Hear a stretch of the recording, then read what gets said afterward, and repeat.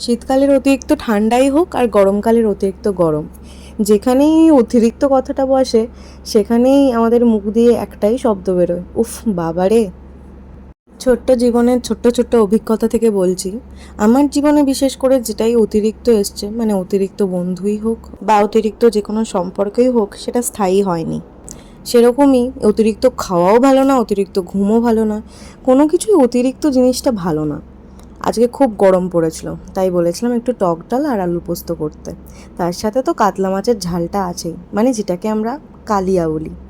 যাই হোক, তাড়াতাড়ি করে খেয়ে নিলাম। আর ওই যে মোজা গোছানোটা দেখলেন, ওটা আমি একটা ডিআইওয়াই ভিডিও থেকে দেখেছিলাম, শিখেছিলাম আর কি। অল্প জায়গার মধ্যে এক জায়গায় কী করে মোজাটা গুছিয়ে রাখতে হয়। শেখার কি কোনো বয়স আছে বলুন? সারা জীবন শেখা যায়। যাই হোক, আজকে একটু তাড়াতাড়ি রেডি হয়ে বেরিয়ে পড়লাম, কারণ আজকে যেতে হবে হাওড়া অর্থোপেডিক হসপিটালে।